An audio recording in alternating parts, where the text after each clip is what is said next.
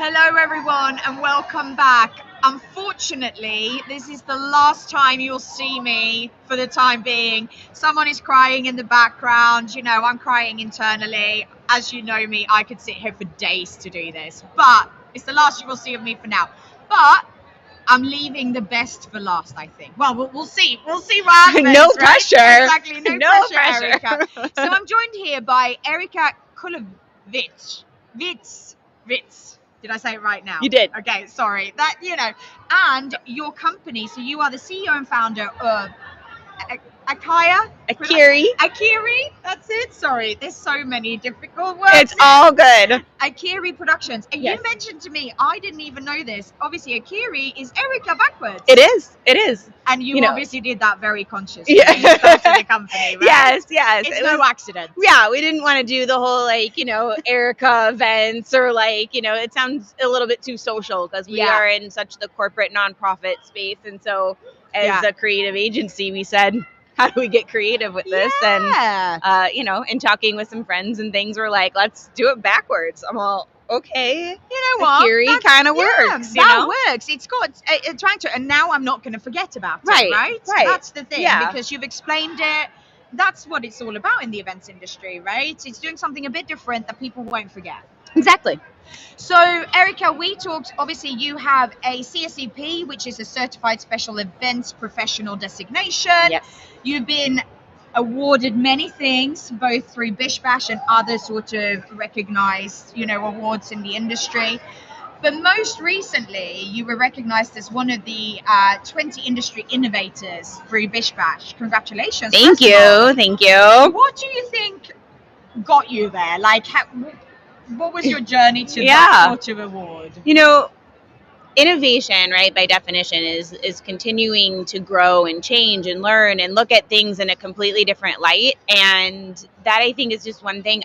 It's a passion for me. Yeah. And I think when you get to know me and my team and our company, we're just super passionate about what we do. But I think with that, it's thinking about what hasn't been done before. Yeah. How hasn't it been done before? Can we approach it differently? I think we all strive for, I never want to do the same thing twice. Yeah. You never do. But sometimes you also don't want to break something that's not broken. Yeah. Right. Absolutely. And so sometimes it's about, okay, if a photo booth works every year, great. But let's redesign what it looks like and what the experience is around it and what we're gaining out of it and etc. So I think, and that's just a small example. of course, extremely innovative, but you know what I mean? I think that we've just continued to push ourselves. And I think when you stop doing that and you get in the monotonous of okay, we've got this and we've got too many things and we're just event in a box and here we go kind of thing versus continuing to look at all of the, let's just look at the last 3 years. Yeah. We were doing, virtual production called broadcasting. Yeah. Way before it was a big the pandemic need. happened, right? And so it became such a need that we, a lot of people, but look at all these platforms, look at all the amazing things that have happened and come out of it, and how we're engaging, and there's just so many fun things. So it's I think for me, I'm just always looking at what's next, and looking at for other in other industries and how that's going to affect us. I know everyone kind of knows that design trick of home design is ahead of the trends, and we're going to see it in the next year or two after in the events world. So it's what can I glean from that now? So you have the advantage of being in Europe because a lot of the things are happening over there first before they come here for us. And then there's other things that happen here, right? That go the other way.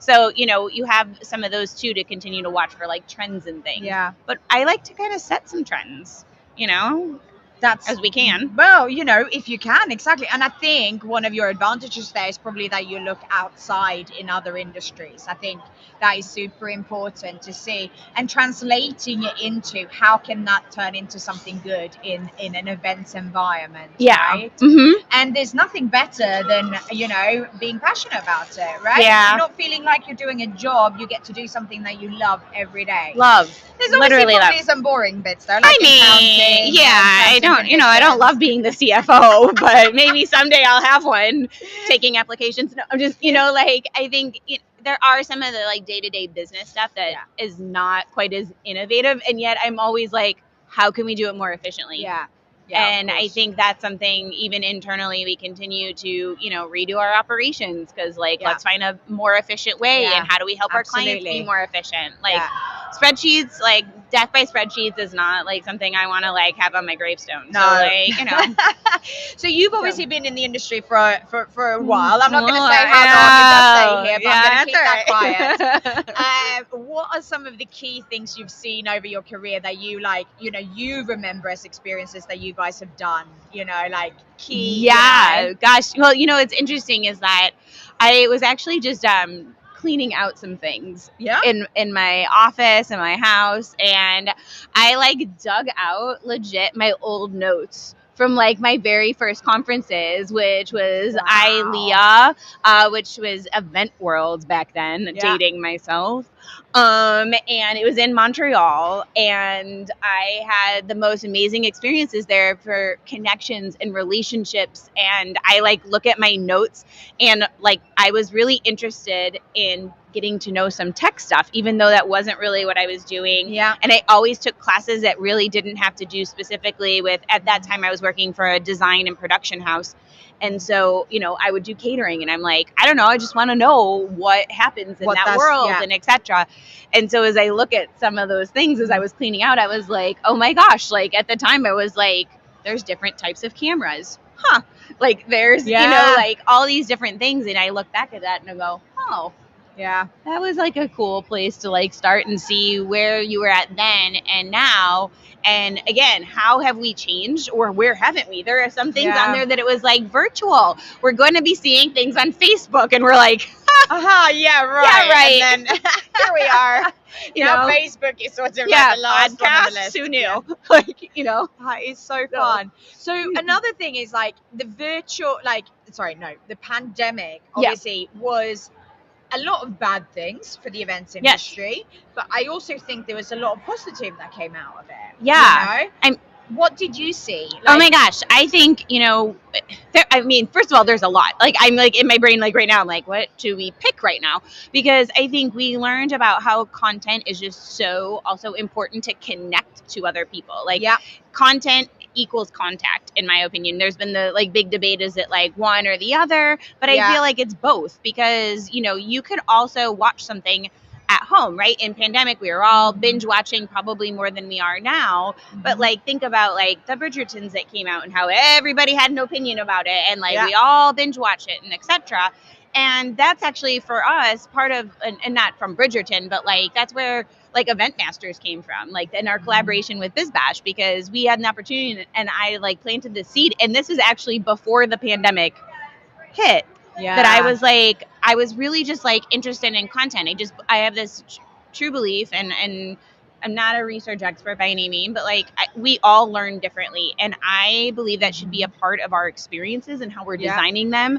And so, you know, for instance, we have a bunch of people watching, you know, virtually the show here. We made it hybrid optional, right? We'll have a ton of people who will watch it post. Absolutely. So like there are people here, they're networking, they're socializing, they're having lunches, etc. But they're going to go back and watch that education because they use their in-time, you know, person interactions differently.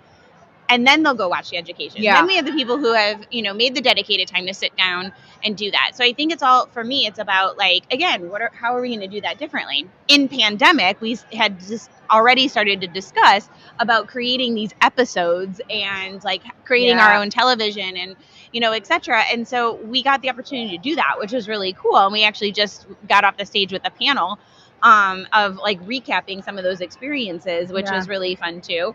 But you know, it was like how this content that just came out of it, I think we're also at a point at the moment that we all might be a little content out, you know, like it's a balance, right? Yeah. Like I just want a website that's like, when I'm bored, like a YouTube, like an events channel. Shh, don't steal my idea.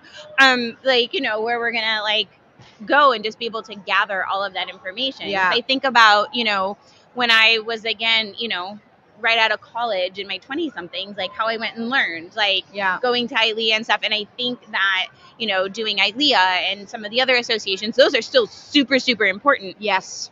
However, having a space to be able to go and do that on your own time and then connect with those people later, I think is a trend that we're going to start seeing more and more and more. And you know what? I just had that same conversation with someone that obviously we do need in-person experiences, but the fact that we can now continue these relationships in a virtual environment that didn't exist before. If you didn't get a face-to-face meeting, people were like, they wouldn't do business, or they wouldn't do, you had to. Whilst now, it's common. It's a lot more like you and I can stay in touch now. Exactly. You know, whilst before it would have been, you know, very difficult to we would have seen each other at a conference once a year, caught up, you know, etc. But that connection for sure. And I think it's also become more efficient. Yes. Like, you know, I can still go do my in-person meetings, and those are, again, still very important, like those one-on-ones with clients, but those are more collaborative and partnership meetings now than they are like, you know, you know, the days of like these massive pitches are still happening, but like less frequently. And so, you know, those partnerships is really like people were looking for collaboration partners. Or as David Adler likes to call it, of the collaboration artists of the event industry. And I love that. But I think there's just so much about the efficiency of some of that too. That's like important. And again, to your point, like we can stay in touch, and I can be like, you know, let's have tea. Yeah, exactly. You know? Well, I do virtual coffee meets up with people all the time because I will sit down and have a coffee anyway. So it's the same as going into a lunchroom or whatever it might be and have a coffee. Exactly. It's great. It is. So one of the things you've said that I want to ask you about is you mentioned that today's best event has a storylines that weaves from one element to the next and encourage engagements from every attendee. What do you mean by that? You know, like what does that statement mean? You know, I think every attendee is on a different journey when they're here, right? We all have a different focus, etc. And I think knowing what we want people to get out of it, right? It's kind of, you know, we talk about KPIs and ROIs and etc. But like, what's that story we want them to leave with? And then connecting those dots. And, you know, I think we wear different hats, like, right? Like we're the attendee who is here because they want to go and find different destinations and etc. Right? And then we're the supplier who is, you know, trying to connect with other planners and what's their experiences while they're at an in real life event. But same journey goes for like your virtual too, right? Because again, why do you sit down and watch something on Netflix? Like our consumership has changed a ton in the last several years. But what I mean by the storyline is, you know, if we're working towards a theme, like this event doesn't have a very specific theme around it. Like we're all here for Detroit and, you know, we want to give back to the local community and understand the culture and etc. Like that's the storyline, right? So there has been flavors of food, music, etc. That's what's tying it all together. And so it's not just like random things. It's strategically thought out and when and how it's happening and how, you know, coffee is served and who's serving it. It's those touch points that are what's making that storyline all the way through. And you know what? That is so true. And I hadn't actually thought about it. I think maybe subconsciously I thought about it because when I came to Detroit, I spoke to a few people from Visit Detroit, Huntington Place, and they were talking about the people, the diversity of the city. And I must say, I've really, truly experienced that through different elements here at the trade show floor as well, which is fantastic. So it's like just the like subtle in the it's the subtle, but and again, if we were on a specific theme, you know, like I don't know, the Great Rebuild or something, you know, like pick a topic, but like you want to weave that through in everything you're doing, not because it's subliminal messaging, but because it's reinforcing the theme, the experience. You know, it's not about the advertising of it. It's we all just experiencing so differently. It's thinking through what those experiences mean for how each of us learn. Absolutely. Right? So like, you know, I'm in some areas of life, I'm a very visual. I mean, for the design and everything that I do, I'm very visual. But then there's other like more academic stuff. I need to listen to it. So, you know, again, knowing that I'm a visual learner versus an audible learner, sometimes I'm a kinesthetic learner. you kind of fall into all of them, but some people are very like, nope, I gotta I'm audible, that's like what I am kind of thing. And again, going back to how that creates that experience through it all the way through. And you know what? I had a chat to a friend of mine the other day, and we were talking about how they taught their children in school over the pandemic and what they've gone back to in person. And I must say, I was shocked that, it's such a single vision over how, and I was like, I think they could learn more from the events industry in terms of that everyone learns in different ways. And sometimes I think that's missed in education at an early stage. Sorry, completely off topic. I do think teachers do a really good job at addressing it. I think where the miss is that we don't teach ourselves to label it and know it. Yeah. Does that make sense? To like name it and go, great, I am a visual learner.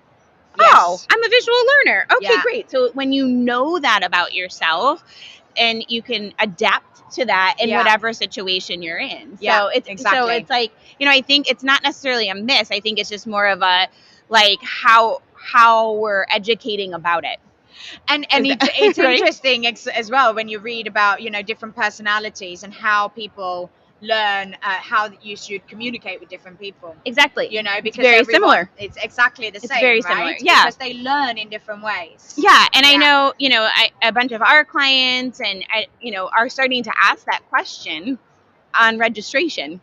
Nice. And I think it's, again, just to be able to plant those seeds to go, how are we doing that? Right. Yeah. Because I think, again, it's just important as to naming it. And I like being able to choose all the above. Yeah. Right. And then you're like, True. well, that kind of defeats the purpose. But it doesn't, because again, if I knew that my audience was, 90% visual learners, I'm already producing amazing content on stage, but I would definitely be reinforcing it in a different way. So that they're learning at their best skill set, what they're taking away from it, what are they walking away with? If they need to take notes, or like, am I providing them a notebook? Which I need, it's like a great swag piece, but like there are people who literally need that. Yeah. Who should probably have known to brought their own. However, sometimes we forget about when we're packing, and so just being able to have those things available, you know. And that's the thing, right? Because you can also then let the speakers know. So actually people process the information because they put a lot of time and effort into what they're producing, right? Yes. And I love, just like the panels and just casual conversations. But I also think when we're considering panels on stage, we need to consider what the visual is to go with that conversation. Yeah, absolutely. And I think more times than not, we're like, we're just going to put a panel on stage and we're going to have a great conversation. We are, but I would love to have as an executive producer, being able to have an arsenal of pictures that, you're sitting and chatting and you're like, can we pull up that picture about, we can, so that we can show that as well. Exactly. See how it works. Yeah. And sometimes, again, there are supposed to be, I'm not trying to say like, get rid of panels or like, et cetera. Like, I think it's more just like, how are we also reinforcing that for some of the visual learners? Complementary information and tools. Yeah. And, it's not doing it for every single thing. We got to mix it up. Like, that's part of it. But again, total tangent we went on about all of this. I don't know if that's really innovative or not necessarily, but like, I do have a passion about it just because I appreciate how people grow and learn. And so and that's how they also adapt to experiences, so it's a passion. No, you can't tell at all, I'm sure. No, this is what is great. This is what we love, having people like you on here to show their passion and tell us about it. So to finish us off, what do you think is next? Like, what is the next thing? We've talked about, we should consider certain things, but what should people watch out for? Yeah, I mean, it's semi-obvious, right? Of like the whole metaverse elements that are starting to come. And I know there's been a lot of conversation. I think it goes back to the learning styles and how people and being more inclusive and all of the different things. So I think there's a lot that's going to happen there. I know NFTs are blowing up right now. Personally, not a space that we're in, but I think there's just a lot happening with that. But I think as we're getting back to in person more and more, I think it's about having these very intimate, very intentional meetings, and when I mean that is like by content, by speakers, locations, obviously, but like just, large events are great, but it's those intimate one-on-one conversations that happen, or even group settings that I think people have just missed so much. I mean, I was at a concert recently and I was like, oh my gosh, when's the last time I was with 5,000 plus people, you know?